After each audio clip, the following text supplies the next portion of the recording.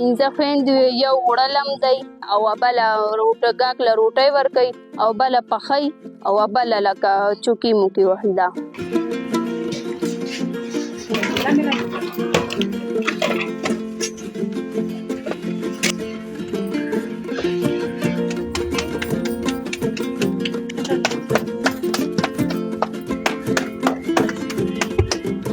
زما نوم دی حلیمه، ننګرهار ولسوالي سره تعلق لرو. موږ دلته 3 کاله کېږي چې دا روټۍ کاروبار م شروع کړی دی. دې د وجې م شروع کړی دی زما د پلار ډېر مزدوري صحیح نه و او دې د 15 خویندې او 2 ورونه، دې سره بیلونه کرایانې ډېر دلته ګران دي او دې د وجې زموږ د ذهن کې دا کاروبار راغو چې دا روټۍ به شروع کړو کاروبار.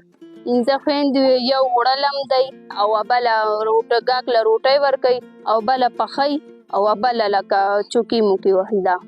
د ورځې 4 تورې موږ دا اوړه راوړو لمدو، 2 توړې غرمې له لمدو، 2 توړې شپې له لمدو. شپې له اوړه لمدو دمې دپاره 3 ګنټې ږدو دا اوړه، بیا دې سره ښایسته ښایسته بیا روټۍ راځي. دې د وجې پاکستانیانو دا ډېر خوښېږي دا روټۍ، دا افغاني روټۍ او ډېره ګرمي او نور باندې بس ناست وو او مجبوري ده نو څه وکړو. زما پلار ډېر 1500 روپۍ باندې څه ګزاره کېږي. دلته بیلونه راځي، کرایانې سمې ګرانې او دلته زموږ ګاونډیان هم راځي لکه پاکستانیان هم راځي، افغانیان هم راځي.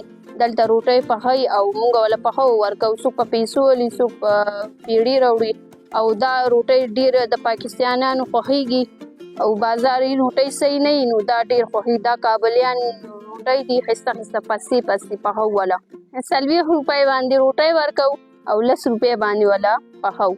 زموږ سکول دپاره ډېر شوق دی او کورونه هم لرې دي، سرکاري سکولونه لرې دي او دې د وجې موږ تللی نه شو او کور نه هم اجازه نه کوي لکه نه پرېږدي او دې دپاره زموږ تعلیم هم نشته. دې دپاره موږ دا روټۍ کاروبار موږ وویل چې هسې به کور کې څه کوو، بس ناست یو داسې چې پلار سره لکه کومک وکړو او دې د وجې موږ دا ذهن کې دا کاروبار راغو چې روټۍ به اچو. 15 خویندې یو، بس 15 واڼه کینو روټۍ هر څه وله دا موږ پخو.